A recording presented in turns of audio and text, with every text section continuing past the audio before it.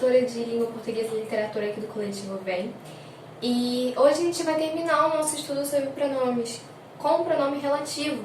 É o último tipo de pronome que a gente está aprendendo para a gente continuar o nosso estudo sobre classes morfológicas e função sintática. O pronome relativo é um dos mais importantes quando a gente fala sobre produção de texto, principalmente quando a gente fala de redação.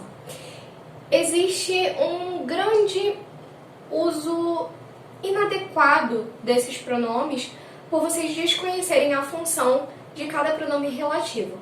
Mas vamos entender como que é o pronome relativo através de um exemplo. As crianças vão à escola. A escola é um lugar de muito aprendizado. Aqui existe uma repetição desnecessária de um termo, que é o termo escola.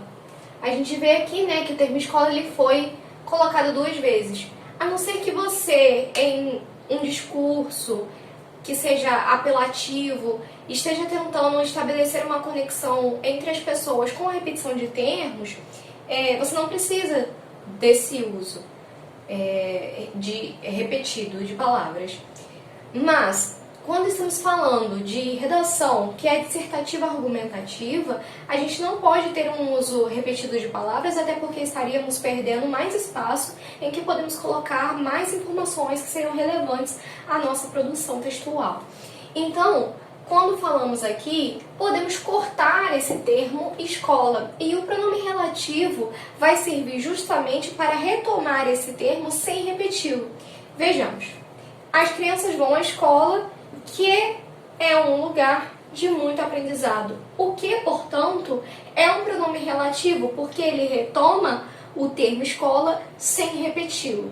Por isso, nós chamamos de anafórico. O pronome relativo é um pronome anafórico, porque retoma uma informação já falada anteriormente. Então, anafórico é porque ele retoma. Isso daqui tá péssimo, Senhor Jesus. É porque ele retoma. Ele retoma algo que já foi dito anteriormente. Beleza? Então, isso é o básico do pronome relativo. Mas a gente sabe que existem vários tipos de pronomes relativos. Então, eu separei aqui os pronomes relativos para que a gente possa conversar um pouco sobre a função deles. O primeiro pronome relativo, que é o pronome relativo universal, é o que, né? A gente chama de universal.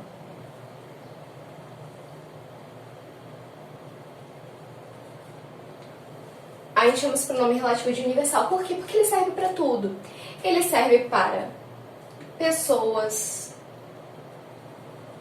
serve para coisas,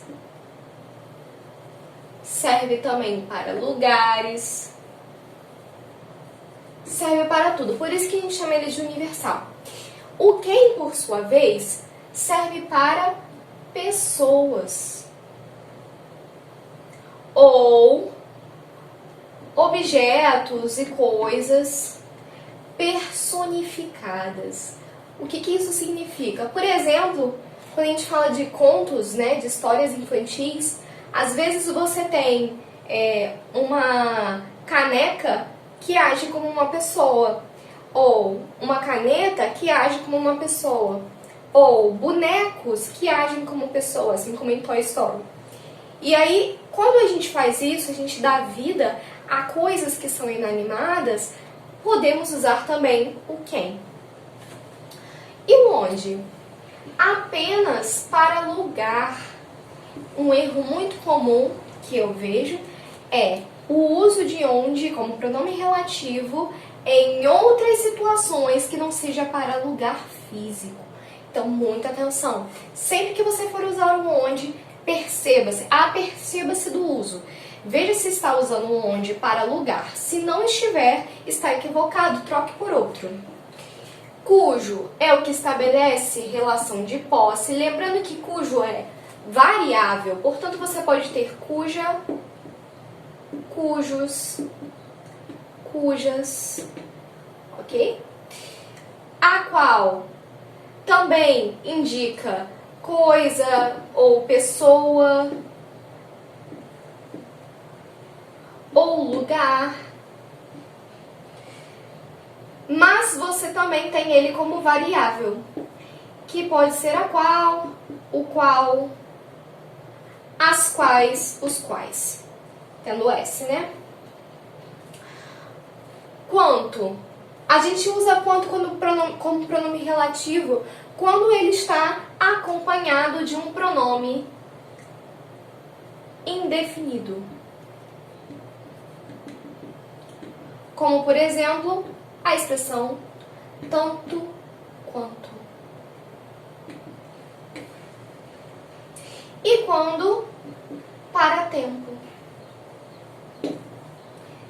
Existe uma confusão muito grande com esse daqui, ó, cujo. Eu vou entrar nele um pouquinho para que a gente possa desmistificar o uso do cujo e você possa aprender a como usar o cujo. A verdade é que eu perdi parte da minha explicação por causa de problemas de memória, mas eu não vou deixar o meu celular me deter. Então vamos continuar aqui. A aula cuja professora é Helena foi muito interessante.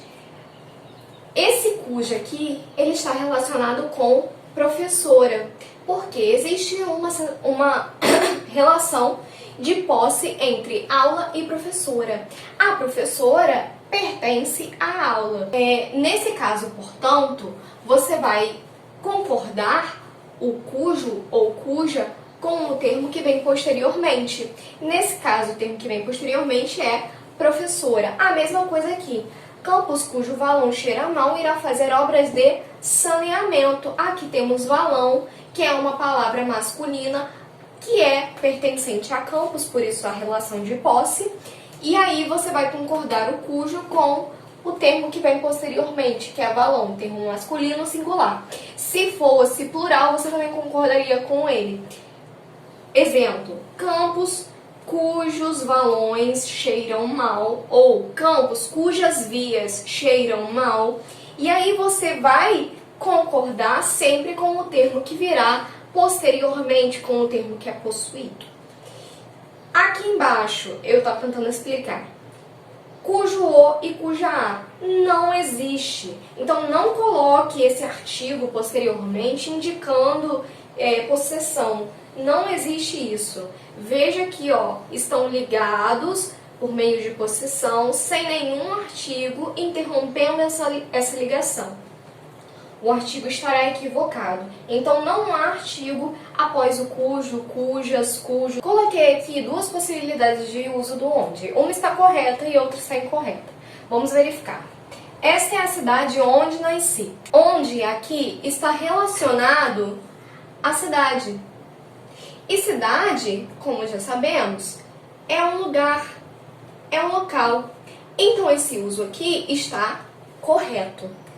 Mas se a gente for ver aqui, ó, este é o discurso onde ele falou sobre drogas. Para algumas pessoas isso daqui parece correto. Mas por que está incorreto? Porque estamos relacionando onde há discurso. Discurso é um lugar? Não. Não. Então, não podemos utilizar o onde. O que a gente vai utilizar aqui, então, se a gente não vai utilizar o onde? Este é o discurso no qual ele falou sobre drogas. Temos sempre que perceber, estou utilizando onde para falar de um local? Se eu não estou utilizando para falar de local, então eu preciso reorganizar as minhas ideias e ver qual outro pronome relativo se encaixa nessa situação. Terminou aqui então o nosso estudo de pronomes e nós vamos continuar com o estudo de classes morfossintáticas. Espero que vocês tenham gostado e que continuem junto com a gente.